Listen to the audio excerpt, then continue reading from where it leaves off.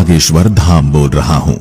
मैं भगवान राम भक्त हनुमान जी को समर्पित मंदिर हूँ। मैं वही बागेश्वर धाम हूँ जो आजकल हर न्यूज चैनल की हेडलाइन बना हुआ है। मैं अपने चमत्कारों की वजह से आए दिन सुर्खियां बटोर रहा हूँ। आजकल तो मेरे यहाँ पत्रकारों का मेला लगा हुआ है।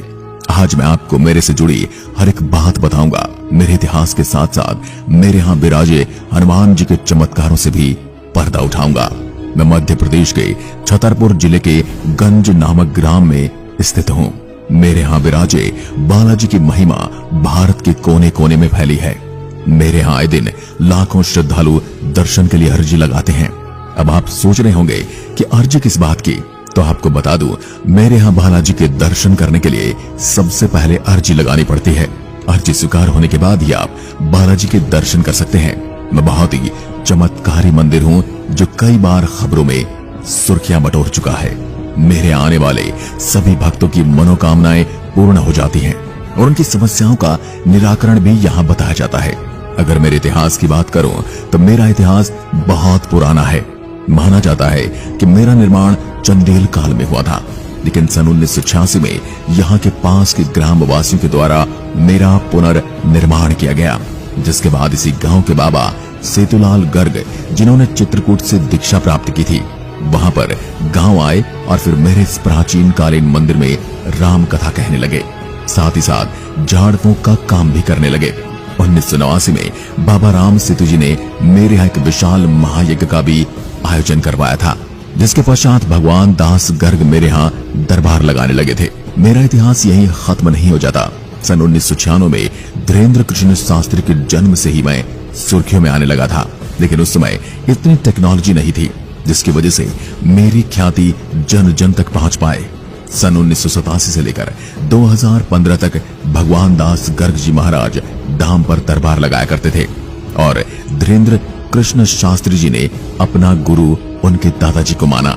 सन 2016 में धीरेन्द्र कृष्ण शास्त्री जी ने बागेश्वर धाम की डोर संभाली और महाराज ने अपने दादाजी के आशीर्वाद से मेरे यहाँ दिव्य दरबार लगाने लगे और सन 2017 में 108 कन्याओं का विवाह सम्मेलन करवाकर मेरे इतिहास में अलग भूमिका निभाई। धीरेन्द्र कृष्ण शास्त्री जी ने यहाँ दिव्य दरबार में अभी तक लाखों लोगों के मन की बात पर्ची पर लिखी है। यही मुझे एक अलग पहचान देती है। मेरी महिमा पूरे भारत भर में प्रसिद्ध है। यहाँ तक कि कई बार खबरों में भी मेरी महिमा का बखान किया गया है और आजकल तो सारे न्यूज चैनल को मेरे नाम लिए बिना नींद नहीं आती। मुझ में हनुमान जी की बालाजी स्वरूप की खूबसूरत प्रतिमा स्थापित है और वर्तमान में महाराज श्री धीरेन्द्र कृष्ण जी यहाँ के महाराज हैं। मेरे सप्ताह के 7 दिन लोगों की समस्याओं के निवारण के लिए एक दरबार का आयोजन होता है, जहाँ पर भक्तजन अपनी समस्याओं को लेकर आते हैं। मेरे इस मंदिर की चमत्कारी महिमा ये है कि आगे संत धीरेन्द्र कृष्ण जी लोगों की समस्याओं को सुने बिना ही बता देते हैं कि किस समस्या से वह व्यक्ति इस धाम में आया है। वे पर्ची पर लिखकर उस व्यक्ति को दे देते हैं और वह किसकी समस्या से गुजर रहा है और उस समस्या का निदान क्या है। कहा जाता है आज तक इस धाम में जो भी व्यक्ति अपनी समस्याओं को लेकर आया है उसकी समस्या का समाधान हुआ है। भूत प्रेत जैसी बुरी आत्माओं से पीड़ित लोग भी समाधान के लिए इस धाम के दर्शन करने आते हैं। अगर आप मेरे यहाँ बालाजी के दर्शन के लिए आना चाहते हैं, ये दरबार में अपनी समस्या का निवारण करना चाहते हैं, तो आपको एक टोकन प्राप्त करना पड़ेगा। यह टोकन कैसे प्राप्त किया जाता है इसकी जानकारी मैं आपको अभी देता हूँ। जो भी लोग मेरे यहाँ दर्शन करने आना चाहते हैं उनके पास इस धाम का टोकन होना जरूरी है। टोकन उन्हीं लोगों को जारी किया जाता है जो मेरे आने के लिए अर्जी लगाते हैं। टोकन मेरे यहाँ की सेवा समिति की तरफ से निश्चित समय अवधि के अंतराल में ही वितरित किए जाते हैं। ऐसे में टोकन की समय अवधि क्या है इसे जानने के लिए मेरे यहाँ की आधिकारिक हेल्पलाइन नंबर 8120592237 है, जिस पर संपर्क करके भक्तजन टोकन की समय अवधि के बारे में जान सकते हैं। इसके अतिरिक्त आप स्वयं यहाँ आकर इसकी जानकारी ले सकते हैं। उसके बाद जो तिथि निर्धारित की गई है उस तिथि पर जाकर आप टोकन को प्राप्त कर सकते हैं, जिसके बाद आपकी अर्जी लग जाएगी। मेरे इस धाम के दर्शन के लिए जो टोकन दिए जाते हैं उसमें व्यक्ति की कुछ महत्वपूर्ण जानकारियां जैसे कि उसका नाम, पता और मोबाइल नंबर दर्ज होता है। इस टोकन के जरिए आपको बागेश्वर धाम के महाराज जी से मिलने का अवसर मिलता है, जहां पर आपको आपकी समस्या का समाधान मिल जाएगा। जो लोग छतरपुर जिले में नहीं रहते हैं या फिर किसी अन्य राज्य से हैं, ऐसे लोग चाहे तो घर बैठे बागेश्वर धाम के लिए अर्जी लगा सकते हैं। यहाँ तक कि उसकी प्रक्रिया की जानकारी स्वयं यहाँ के महाराज श्री धीरेन्द्र कृष्ण शास्त्री जी ने बताई है और मैं भी आपको बता देता हूँ। सबसे पहले तो मंगलवार के दिन एक लाल कपड़ा लें और उस कपड़े में नारियल को लपेटें। ध्यान रहे कि इस कपड़े में नारियल को लपेटते समय आपकी जो मनोकामना है या जो समस्या है वो जिसकी समाधान के लिए आप अर्जी लगा रहे हैं उसके बारे में ध्यान करते हुए नारियल को कपड़े में लपेट लें। उसके बाद आपको भगवान बागेश्वर धाम सरकार के माला का जाप करना है और फिर इस नारियल को अपने पूजा वाले स्थान पर रख देना है। इस तरीके से आप बागेश्वर धाम के दर्शन के लिए अर्जी लगा सकते हैं। अब आपने मेरे यहाँ दर्शन के लिए अपनी अर्जी लगाई है या लगाने वाले हैं, तो कैसे पता चलेगा कि आपकी अर्जी स्वीकार हुई है या नहीं? इसके बारे में यहाँ के महाराज ने बताया है, जब आपकी अर्जी स्वीकार होती है तब आपके परिवार के किसी भी सदस्य को लगातार 2 दिन तक स्वप्न में भगवान बागेश्वर की बंदर स्वरूप के दर्शन होते हैं। अगर आपके स्वप्न में बागेश्वर भगवान के दर्शन नहीं हो रहे हैं तो इसका अर्थ है आपकी अर्जी अभी तक स्वीकार नहीं हुई। ऐसे में आपको इससे हताश होने की जरूरत नहीं है। आप चाहे तो अगले मंगलवार को दोबारा अर्जी लगा सकते हैं। आपको बता दूं, अर्जी लगाने के बाद कुछ दिनों तक महत्वपूर्ण बातों का ध्यान रखना पड़ता है। यदि आप मेरे यहाँ के अर्जी लगाने वाले हैं या लगा चुके हैं तो इन बातों पर जरूर ध्यान दें। मेरे यहाँ के लिए अर्जी लगाने वाले लोगों को कुछ समय तक प्याज, लहसुन, मांस या मदिरा से परहेज करना पड़ता है, क्योंकि इस तरह के भोजन को तामसिक भोजन माना जाता है। यानी कि इस तरह के भोजन राक्षसों के भोजन होते हैं और भगवान हनुमान जी कभी नहीं चाहते कि उनके धाम आने वाले भक्त ऐसे तामसिक भोजन का सेवन करके आए। बागेश्वर धाम का अर्जी लगाने के 4 दिनों तक नियमित रूप से ब्रह्मचर्य का पालन करना चाहिए एवं बागेश्वर भगवान के मंत्रों का जाप करना चाहिए। जब बागेश्वर धाम में मंजूरी स्वीकार कर ली जाती है तो अर्जी के लिए जो नारियल बांधे गए होते हैं उन्हें भी बागेश्वर धाम सरकार ले आना चाहिए। जैसे कि आप जानते हैं कि बागेश्वर धाम पहुंचने के लिए भक्तजनों को अर्जी लगानी पड़ती है।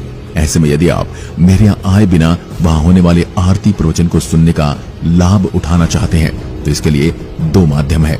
इंटरनेट के जरिए आप YouTube चैनल पर एवं टीवी के माध्यम से आप घर बैठे कथा, आरती इत्यादि के दर्शन कर सकते हैं। YouTube पर बागेश्वर धाम का आधिकारिक चैनल बना हुआ है। इस चैनल पर अब तक लगभग 29 लाख से ज्यादा सब्सक्राइबर हैं। यहाँ पर चैनल पर बागेश्वर धाम सरकार की कथा, आरती के वीडियोस अपलोड किए जाते हैं। इसके अतिरिक्त यदि आप टीवी के माध्यम से बागेश्वर धाम सरकार में होने वाली कथा और आरती को देखना चाहते हैं तो इसके लिए आप संस्कार या आस्था टीवी चैनल पर इसे देख सकते हैं। इस चैनल पर बागेश्वर धाम में होने वाले कथा वचन का सीधा प्रसारण किया जाता है। अब आपको बताता हूँ कि आप मुझ तक कैसे पहुंच सकते हैं। यदि आप बागेश्वर धाम सरकार के दर्शन करने के लिए आना चाहते हैं तो आप हवाई, रेलवे और सड़क तीनों में से किसी भी मार्ग का चयन कर सकते हैं। तीनों ही मार्ग यहाँ तक पहुँचने के लिए उपलब्ध हैं। बता दें कि तीनों ही मार्ग के जरिए आप सबसे पहले छतरपुर पहुँच सकते हैं। छतरपुर पहुँचने के बाद 33 किलोमीटर की दूरी पर खजुराहो पन्ना मौजूद है, जहाँ पर बस या टैक्सी से आप पहुँच सकते हैं। यहाँ से 3 किलोमीटर की दूरी पर गंज नाम की एक जगह है, जिसके बाद आपको यहाँ पर बड़ा टावर दिखेगा। वहाँ से 3 किलोमीटर और अंदर जाने पर मेरे दर्शन होंगे, जो अपने हाथ फैलाए हुए आपके लिए सदैव तत्पर रहता है। यदि आप ट्रेन से आना चाहते हैं तो बागेश्वर धाम पहुंचने के लिए ट्रेन मार्ग काफी सस्ता माध्यम है और लगभग भारत के विभिन्न शहरों से रेलवे स्टेशन से आपको मध्य प्रदेश के छतरपुर के लिए ट्रेन मिल जाएगी। दिल्ली जैसे शहरों से भी मध्य प्रदेश के छतरपुर जिले के लिए सीधी ट्रेन उपलब्ध है। यदि आप अपने निजी वाहन से बागेश्वर धाम आना चाहते हैं तो इसके लिए आपको सबसे पहले छतरपुर जिला पहुंचना पड़ेगा। आप चाहे गूगल मैप की सहायता ले सकते हैं। उसमें नक्शे का अनुसरण करते हुए आप आसानी से बागेश्वर धाम पहुंच सकते हैं। वैसे आप चाहे तो बस के जरिए भी बागेश्वर धाम आ सकते हैं। दिल्ली से सीधे बागेश्वर धाम के लिए बस चलती है।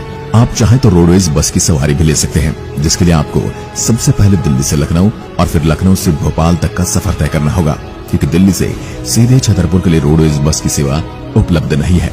यदि आप बागेश्वर धाम हवाई मार्ग के जरिए आना चाहते हैं तो बता दें कि बागेश्वर धाम पहुंचने के लिए सबसे नजदीकी हवाई अड्डा खजुराहो हवाई अड्डा है, जहां से लगभग भारत के कई बड़े शहरों के हवाई अड्डों से जहाज सीधी उड़ान भरते हैं। लेकिन फिर भी आपको अपने क्षेत्र के हवाई अड्डे से खजुराहो के लिए सीधी फ्लाइट उपलब्ध है या नहीं, इसकी जानकारी ले लेनी चाहिए।